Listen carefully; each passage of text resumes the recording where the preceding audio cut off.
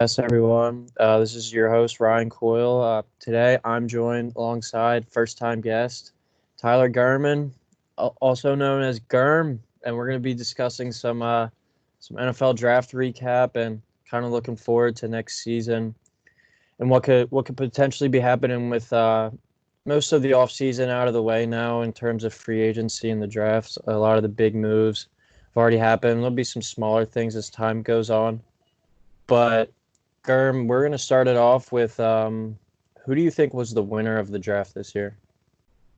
Um, I definitely think the Ravens, as much as I don't want to say it. When you look at what they already have, like Lamar Jackson, Hollywood Brown, a lot of that defense, um, like they had a lot of pieces. And then when you look across like their entire draft board, they took, I couldn't even tell you how many different positions, but I especially liked Patrick Queen. They didn't have a lot on at the linebacker position. That was one thing from being a Steelers fan when watching them twice a year. That was like one part that they lacked, and they got a big linebacker that will definitely be able to help them right away. And they got J.K. Dobbins, that adds to a rushing attack that was already one of the top in the league. But, with Mark Ingram getting a little bit older, stuff like that, he's going to need – this will give him a chance to get some more plays off. And J.K. Dobbins is very, I think, in a way, similar type of player. He can catch the ball out of the backfield. He runs hard, with pads low and stuff like that. Then they also took Devin Duvernay, I think it was second round. Third round. Third round. And, that's just another – their passing core was pretty good too, and when Lamar was hitting them. So, it's just they added so many pieces to a team that was already good. Another winner I thought was the Broncos. They're in kind of rebuild mode, but I think after this draft, especially, maybe not this year, but next year, I think they're going to be really ready to make a big jump. Yeah, I agree. When we were doing this, the Ravens were kind of my team, and I saw you had them as your winner, but I really liked what they did. Patrick Queen, I think he helps fill that hole left by C.J. Mosley last year in free agency. J.K. Dobbins, just another runner to add, and especially a team that runs the ball as much as they do. You had a guy like Dobbins who, with Jackson and with Ingram, lessen the load for all of them, so that'll be good, especially come playoff time. But for my winner, I had the Cowboys. I think at pick 17, they got great value in C.D. Lamb. That'll give them probably the best. Them and the Saints, I think, are going to have the best offense in the NFC now, at least on paper, just because of all the weapons Dak Prescott has at his disposal. In the second round, I think they got a first-round talent in Trayvon Diggs at corner, who he can slide in where Byron Jones left in free agency, so they had to need a corner there he can slide in. And they built up front, too, I think, in their defensive line and their pass rush. They got a few late to mid-round guys that are going to be some productive players and guys who are going to get impact minutes for them right away. And I love their I think they picked the future center of the Dallas Cowboys, Tyler Biadasz. I forget how you say his name, but from Wisconsin. He was a guy coming into the season, was a first-round pick in many mocks and kind of fell down some boards because of some injuries and some concerns, but he's a high-talent guy. And with Travis Frederick, former Wisconsin center, retiring this offseason from Dallas, they had that need open up, and he's a guy I think who can start from day one, and as a fourth-round pick, that's some great value. So as much as I hate to say it about the Cowboys, as much as you hated to say it about the Ravens, I think they had two of the better drafts this year. Yeah, I mean, I definitely think the Cowboys were big. What were you saying? What's up? What were you saying? You cut out a little bit. Oh, I didn't say anything. But we can move on to our next thing now, where we're talking about who do you think the loser of the draft was? For me, this was an easy one. I said the Green Bay Packers. Personally, I didn't think they needed to take the quarterback at all, Jordan Love. I mean, like I can kind of see why they did it. Aaron Rodgers is getting old, but he's not that old. if that makes sense. Like he's probably like Still got years left. end of prime, if not like a little bit past his prime. But quarterbacks in this league, when they have a good offensive line, can go long past like their prime, if you know what I Yeah. mean. And like they needed a lot more, like other than I can't even think of his name right now. Oh geez, the wide receiver. What's Devontae his Adams. name? Yeah, Devontae Adams. They don't have anything else really. They got rid of Jimmy Graham.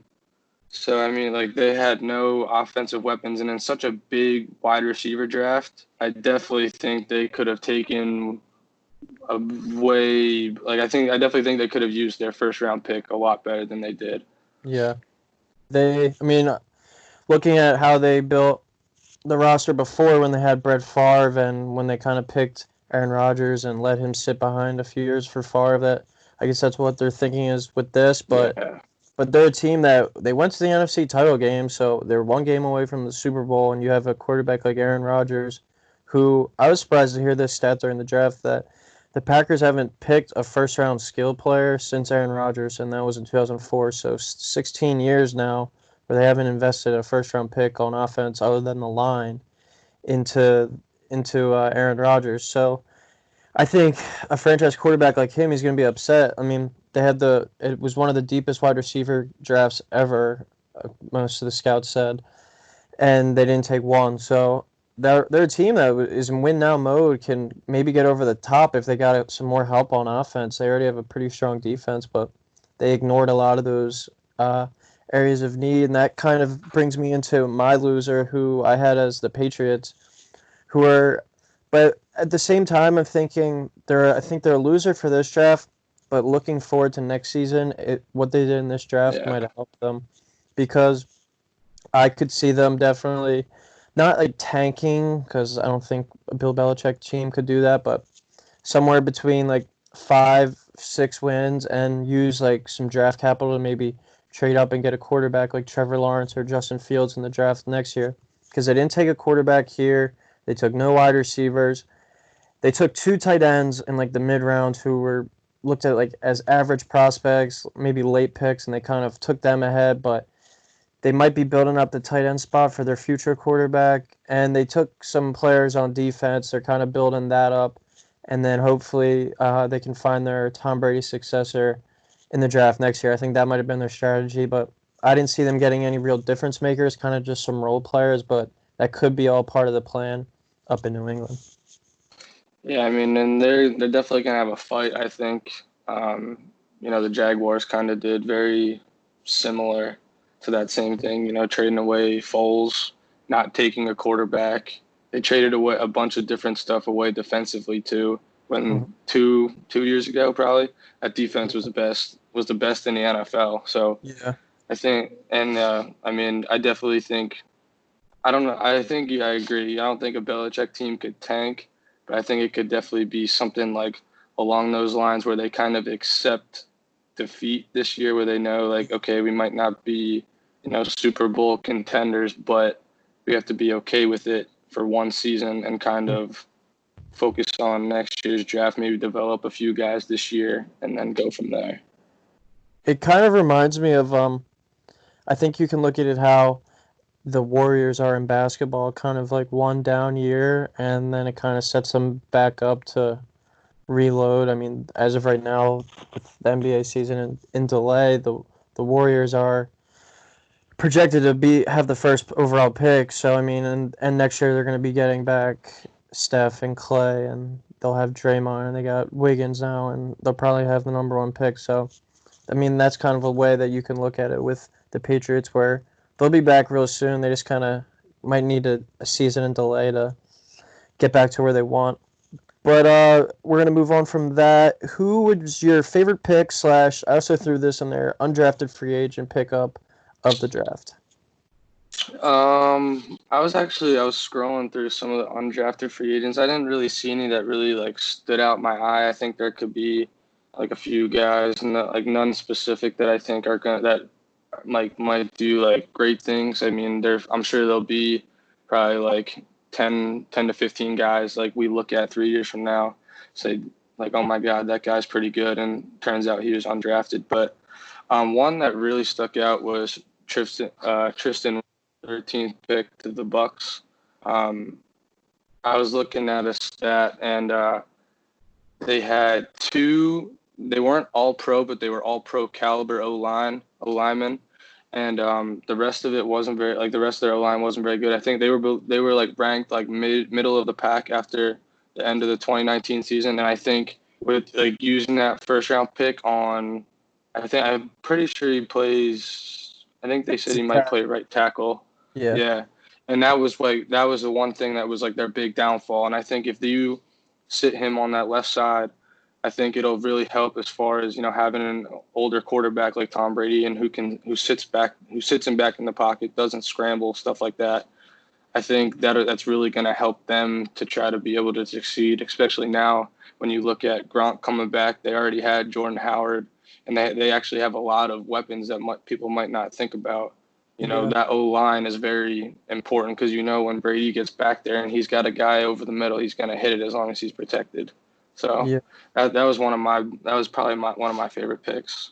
I think that was great value too of picking him where they did at 13, considering most mock drafts had Wirfs at 4 to the Giants. So a great value pick there, and I think he's the best lineman in the draft. And the O line was definitely the weakest part of that Bucks roster. But my pick was actually an undrafted free agent, running back J.J. Taylor from Arizona. He actually wound up signing with the Patriots, and I think he's a perfect Patriots style running back, a running back who can catch the ball out of the backfield and can also make some dangerous runs to the outside, kind of like in James White style.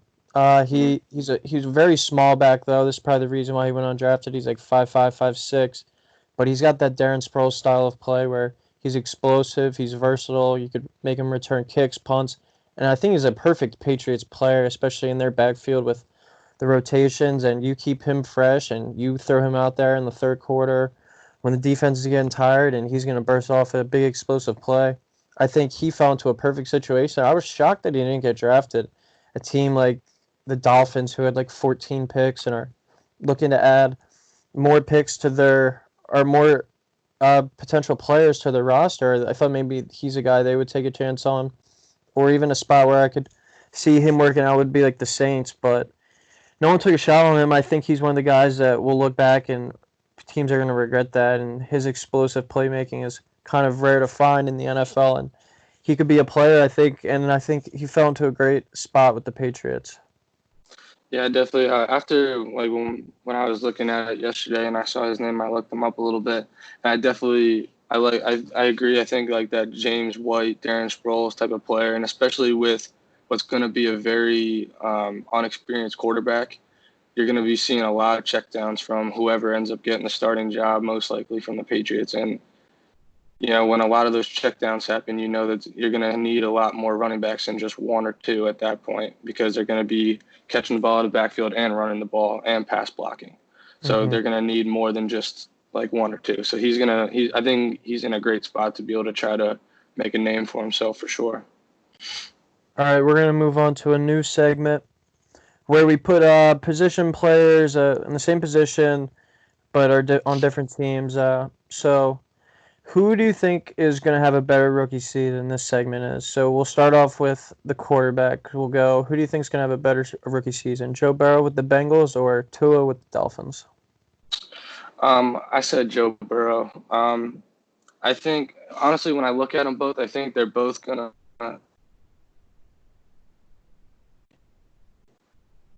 from a Burrow standpoint, being an AFC North, like being a Steelers fan, like I watch a lot of the AFC North, obviously, and just about every defense in the AFC North is good. So he's definitely going to have like his struggles. But I think when you look at the Dolphins conference and that conference too, that those defenses are overall also pretty good. But when you look at the weapons that Burrow has, when you have Joe Mixon, AJ Green, there's one more too, Tyler Boyd. You look at those guys. He's got a lot of weapons that were kind of handed to him, and they're not young. They're not that. I mean, they're young, but they have experience in the league already too.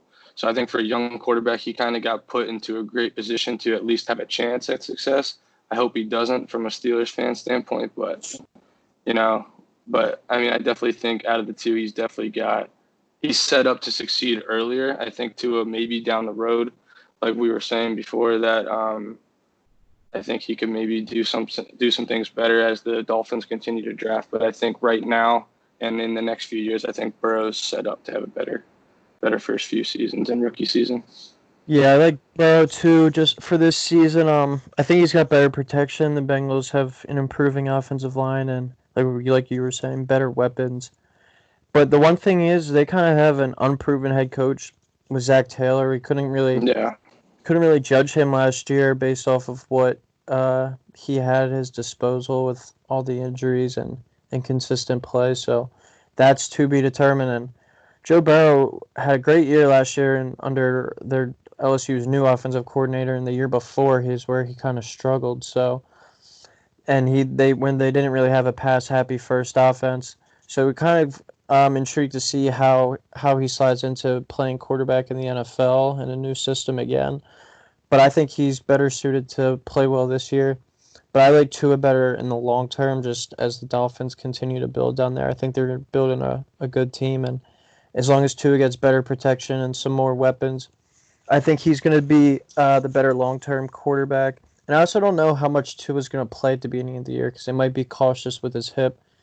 And they have Ryan Fitzpatrick down there, who's a solid enough player who you can trust for a few games. And I think Burrow will start from game one, so he'll kind of have the upper leg there. Yeah, for sure.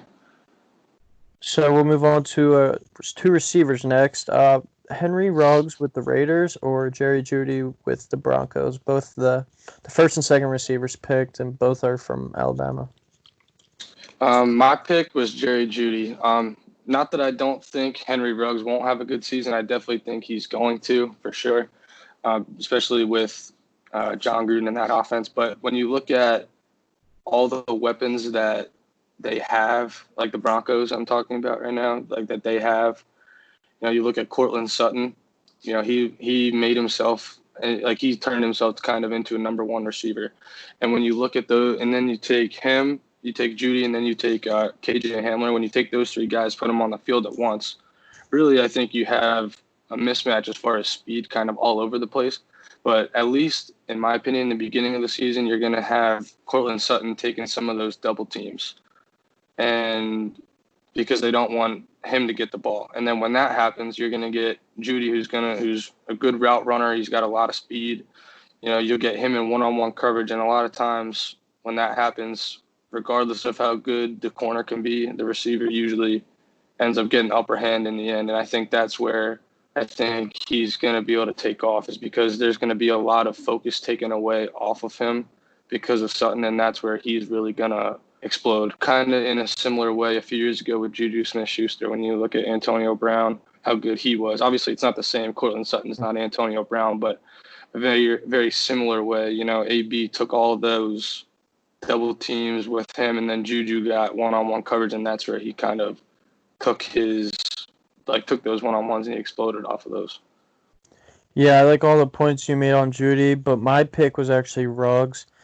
Just kind of going off of what you said, I agree with like the double teams and stuff, but with Ruggs going to the Raiders, I think he's going to be their wide receiver one from day one, and he's going to get the most attention from Derek Carr or Mariota, who's ever playing quarterback. And I like the offensive system and offensive coach they have with John Gruden compared to Vic Fangio up in Denver. Is kind of he's a defensive minded guy, so he's not as good when it comes to scheming guys open, stuff like that. I know he doesn't really do much with the offense. He's primarily defensive coach, but with an offensive mastermind like John Gruden, he's going to find creative ways to get Henry Ruggs the ball, whether it's even running it or just straight fly routes. And hopefully he can develop more as an overall route runner and player, but I think he's going to be dangerous. And you got guys like they have Darren Waller at tight end, who's a very underrated player. You got Hunter Renfrow. You got Josh Jacobs. So you got other offensive weapons to take the attention off. And you got Tyrell Williams on the other side who can go deep as well. So I think Ruggs is set up to be the number one wideout down there, but he's got some other guys to take the attention away from him. And I feel like John Gruden, especially Megan Ruggs, a first-round pick, he's going to find every possible way to get him the ball. Yeah, I mean, this one was a tough one. Like I said, I don't think Ruggs is gonna have a bad season. Like I think if you put them both side by side, I think when you look at the wide receiver position at the end of the year, I think both of those guys are gonna have overall good seasons. It just kind of depend on what you look at, and that's what I was looking at was the double coverage, and then Judy gets that one-on-one coverage, and I think he'll take advantage of those one-on-ones.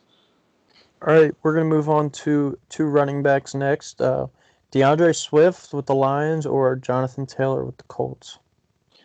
This one was another close one. I think I went with Swift, mainly because when you watch the Lions last year, they didn't really have that much production from the running back position. So I think when he walks in there to camp, he's going to be the guy that's probably going to get the starting role, kind of like you were saying with Ruggs with the wide receiver one. I think he's going to get the start week one, and he brings every asset that is a typical running back in the NFL, and I think he'll succeed pretty well because of it.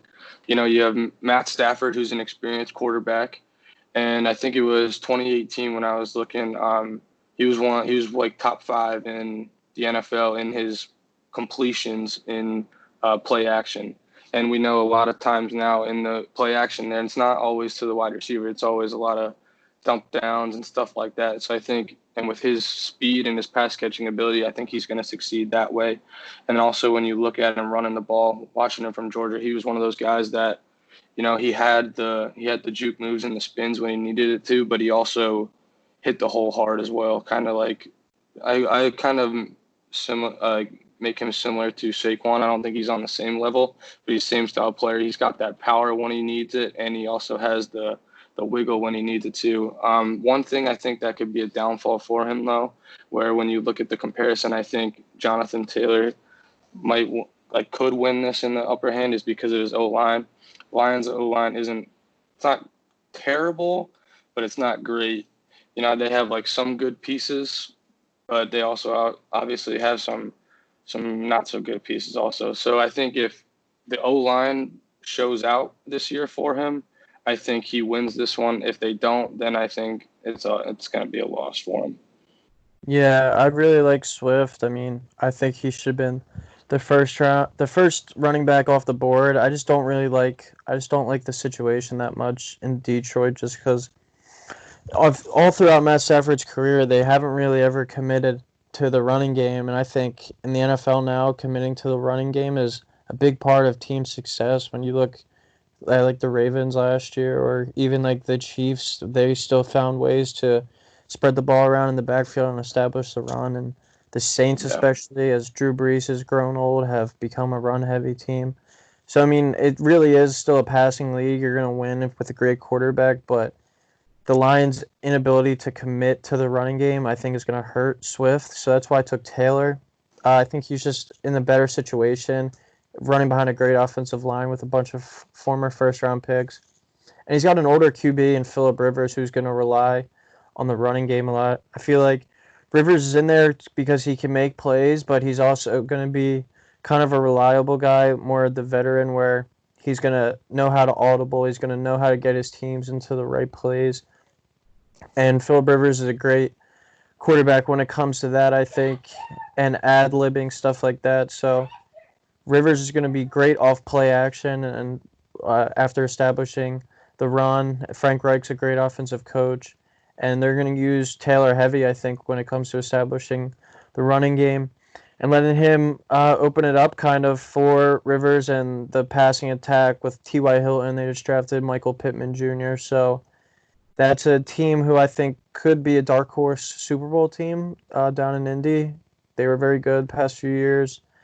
And, I mean, with luck, they were very good. I mean, last year they kind of had a bad year with Jacoby Brissett quarterbacking. But now that they got Rivers and you can use him with Taylor, they also got Marlon Mack in that backfield. So it's not all going to be on Taylor. He's going to be able to stay fresh. And Rivers is a quarterback who's played with guys like Austin Eckler, Melvin Gordon, LaDainian Tomlinson, who are good when it comes to catching the ball out of the backfield as well. So look for Taylor to get some catches in there to even up his stock even more going forward, I think.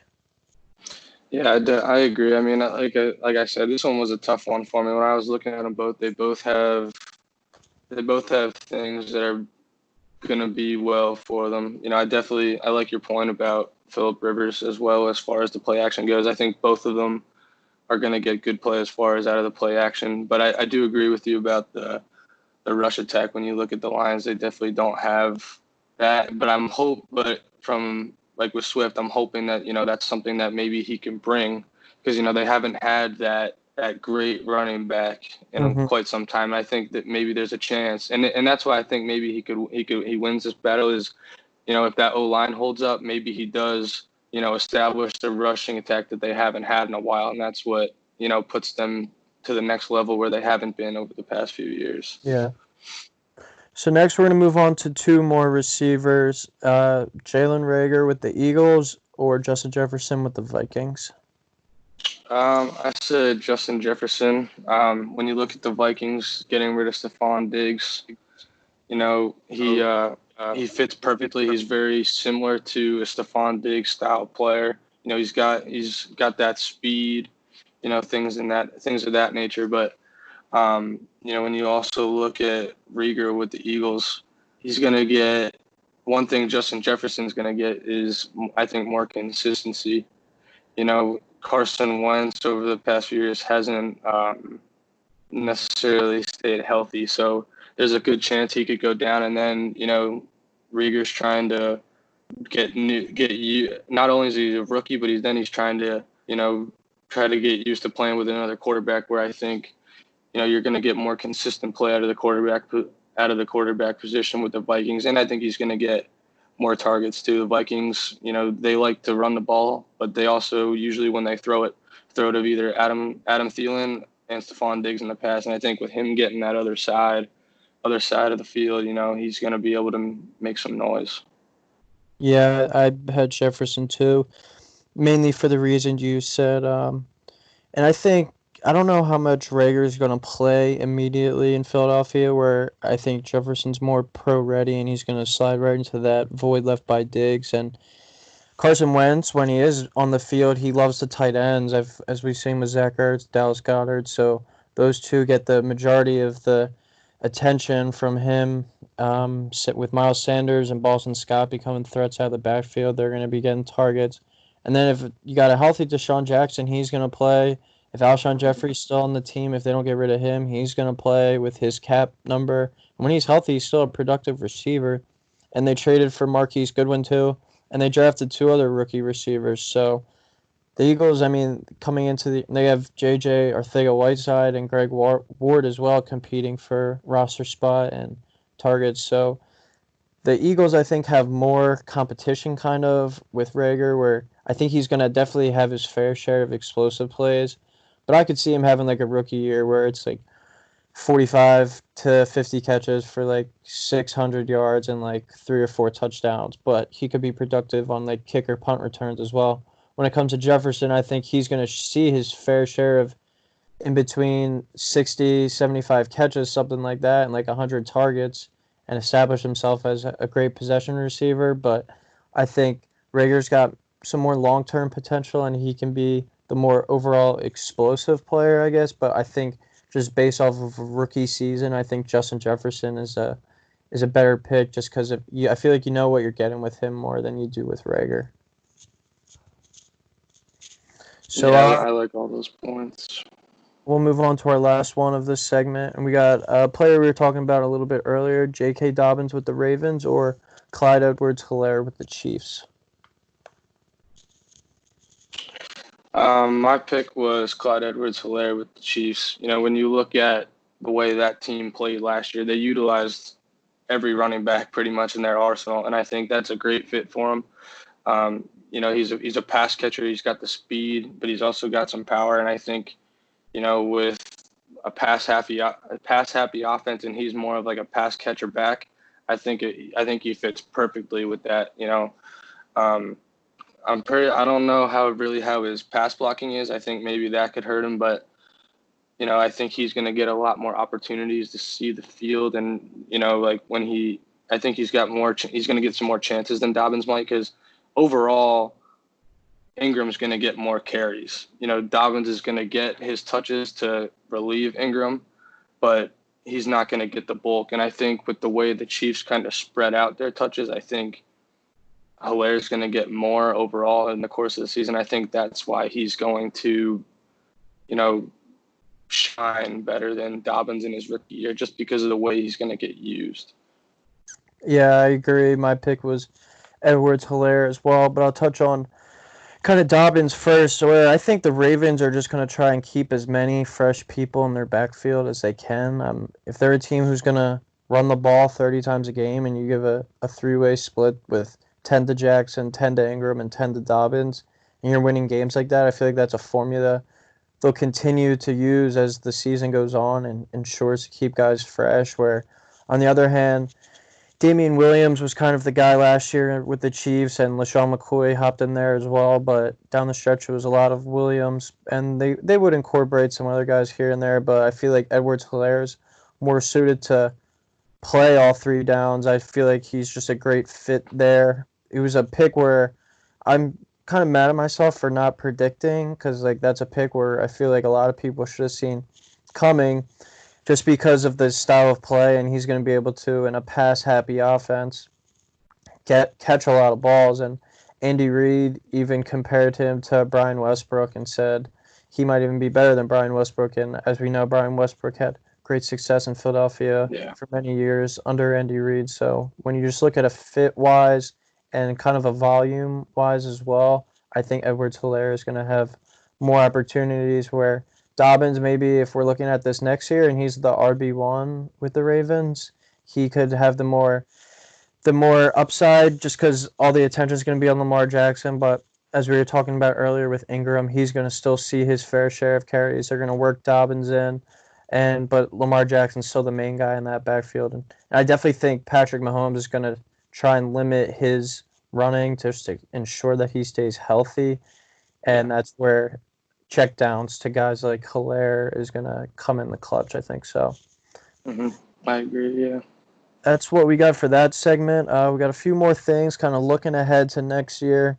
So after the main moves, the main waves of free agency and the draft, who would you slot in as your Super Bowl favorite as of right now?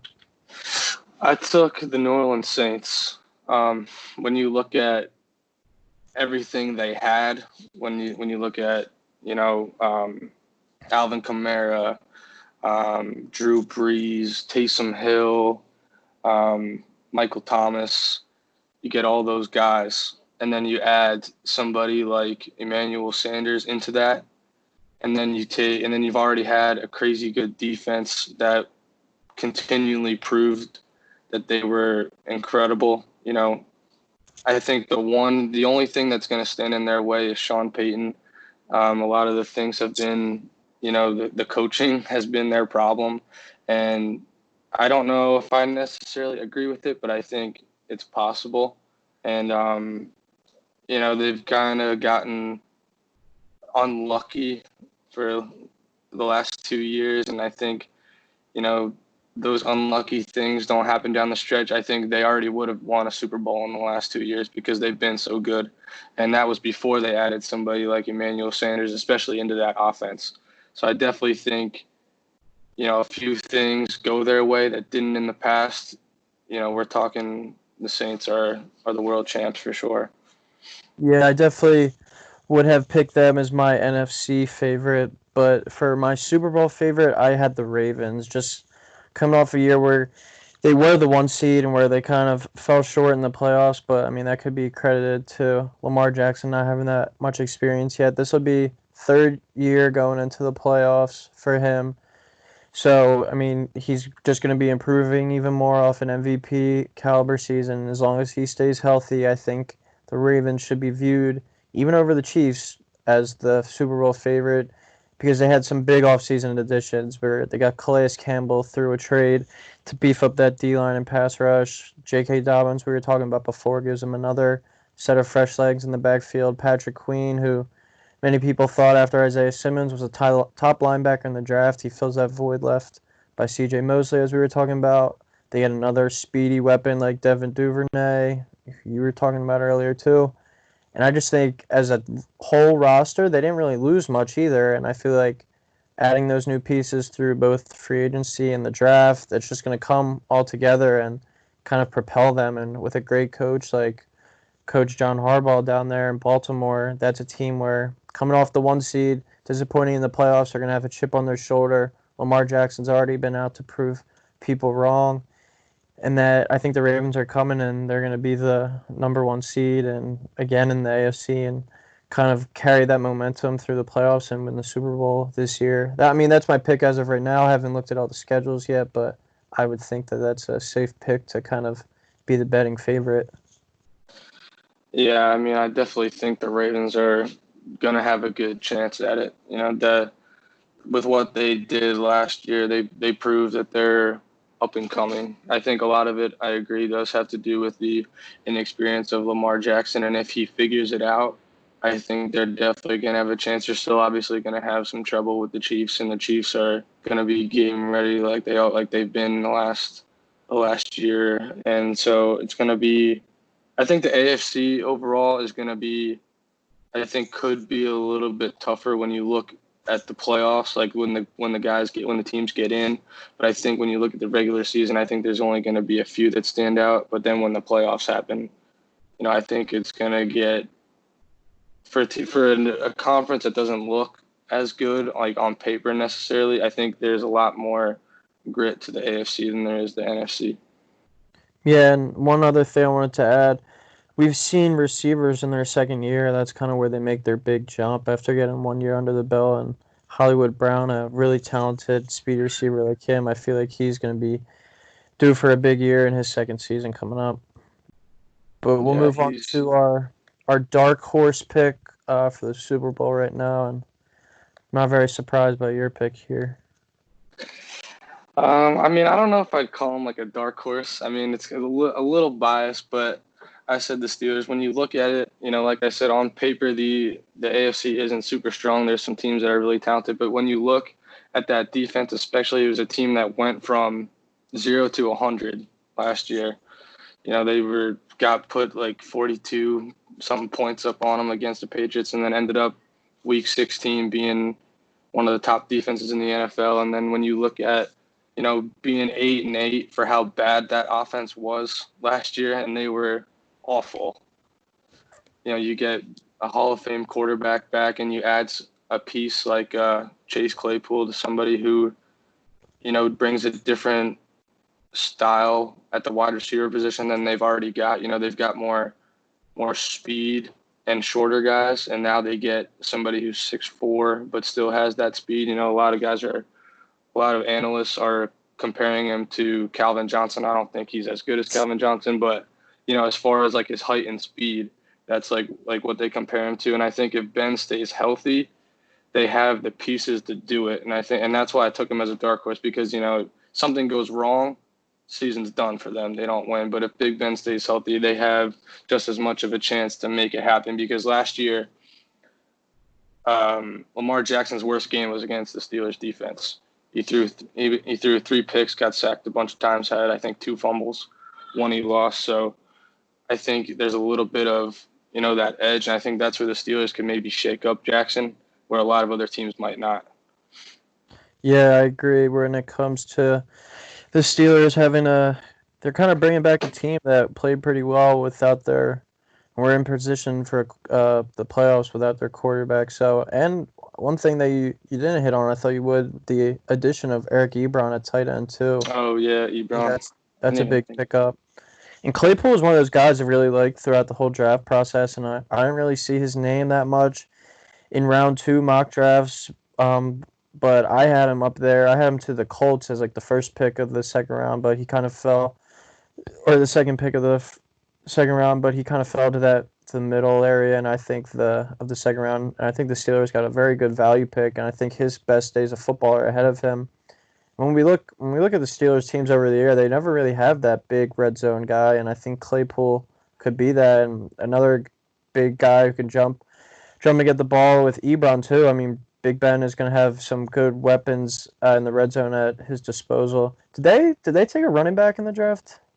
Yeah, they took McFarland from Maryland. I think he's Okay. another Yeah. guy that could add to that backfield because He's James Conner's explosive. had a few injuries. So I remember looking up stuff before the draft, and his best game actually was against Ohio State. So I mean, you're playing with guys or NFL caliber players on that defense. He broke like a few long touchdown runs. So I think that's a big thing in the NFL, kind of having a complementary piece to your running back. And when you look at Connor, more of the power downhill guy. When you add McFarland in the backfield, Steelers are going to be pretty good shape. I think it's just, are they going to be able to get past the Ravens? And now that the Browns added some protection up front for Mayfield, we'll see what they can do with all that talent. But my pick was the Broncos, just because I think as the year went on and Drew Lock kind of got more comfortable, he solidified himself as the Broncos quarterback going forward. And I think as he goes forward this year, he's going to just develop more. They got him Melvin Gordon to pair with Philip Lindsay in the backfield. Drafted Jerry Jeudy / KJ Hamler, so that's another two great pickups in the draft where you get a deep speed guy and then you get more of a route runner who's good with the ball in his hands. It's a team with a lot of speed. They picked a tight end who ran like a 4.5. I was hearing they got another tight end early in the draft last year, Noah Fan, who's another speed guy. So they're kind of building their offense up with some speed.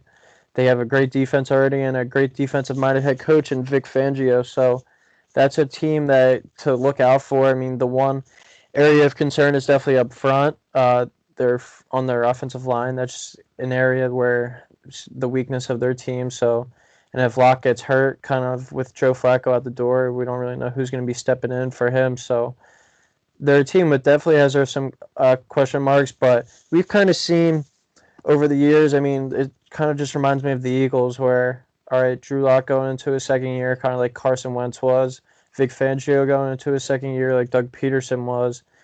Add some more pieces to the roster and kind of see a team that takes like a giant leap ahead. So the Broncos kind of remind me of that Eagles Super Bowl team from a few years ago. I don't know if they're that good, but one thing that I think they have going against them is I think the AFC West might be the best division in football. I mean, the Broncos, Raiders, and Chargers, I think, will all be competing with the Chiefs for playoff spot, especially now that you got the 7 teams. All those teams are going to be in it till the end, I think. I mean, the Chargers are just one of the best rosters in the league, and they just can never stay healthy. Raiders are just keep getting better. Like I'm saying, the Broncos, and then you got the defending Super Bowl champs, and the Chiefs. So that's going to be a very competitive division. But I like the Broncos to kind of be a team that, I don't know, Super Bowl kind of team, but I think a team that surprised a lot of people can maybe make the playoffs and win a game.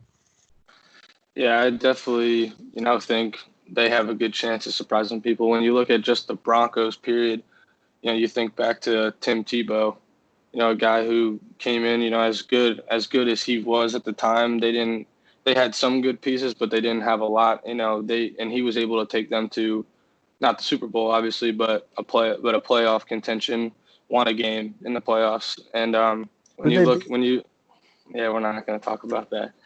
But when you look at that Broncos team, I think especially the offense, and then you compare it to this offense. This offense is definitely by far better, like you said, with the speed, especially at the tight end position. Then you get Melvin Gordon and his greatness that he's proven from the Chargers. Then you get Jeudy and Hamler. So, and then they've already established how good their defense consistently is. So I like your pick there with the not Super Bowl ready, but definitely they're going to surprise some people and maybe get their way in the playoffs and maybe win a few games in that. All right. Our last thing for the night. Which team do you think will be picking number one overall next year? So when I'm saying that, that's like not including like a trade or anything. Just what team do you think is going to have the worst record and get the first pick? I mentioned this team I think when we first started this, but I'm saying the Jaguars. When you look at what they've done so far this offseason, they traded away their quarterback who they just got, might I add. They obviously didn't like Foles very much, and they've continued to give pieces away, very similar to kind of like the Dolphins did. Like the Dolphins were very willing to, trade away guys, and I think a lot of the Jaguars guys also left in free agency. But when you look at all those guys leaving and not bringing back superstars or trying to sign any superstars, you obviously tell that they're just kind of looking to rebuild. And I think when you look at it, like we compared them to the Jaguars, they're just kind of accepting defeat. Like I was saying with the Patriots earlier, they're just I think it's gonna be a race for who gets, Trevor Lawrence, and I think that's what they're trying to do. They're trying to take like a Dolphins style and, completely rebuild, and that starts with the number one pick and getting Trevor Lawrence, getting their quarterback. Because I don't know, I think they have enough faith in Minshew to do the job this year, but obviously I don't think that he's their guy going forward. I think they're trying to go for Lawrence next year at number one. Yeah, that was one of the teams I was definitely considering here. They're a team who's definitely in a rebuild mode, and I like some of the pieces they added in this draft, but they're a team, especially if they get rid of Leonard Fournette, I don't even know who their starting running back would be to give Minshew some running support. So they're a team who's got some nice young pieces, but I don't think they're going anywhere. And in the AFC South with the Titans, who are going to be strong again, an improving Colts team, and a Texans team who knows what we're going to get from them, but they still got Deshaun Watson, so anything could happen down there. But my pick was actually Chicago Bears. I just think a team that went from 12-4 2 years ago to 8-8 this past year. They're kind of team that just fell off. Nick Foles and Mitch Trubisky hasn't proved to be a consistent quarterback. Nick Foles, where it seems like anytime he's outside of Philadelphia, either gets hurt or sucks. So he kind of has that going against him. They don't really have the starter, and one of the old saying is like, if you got two quarterbacks, you don't really have one. So, and they don't have a lot of intimidating weapons on offense.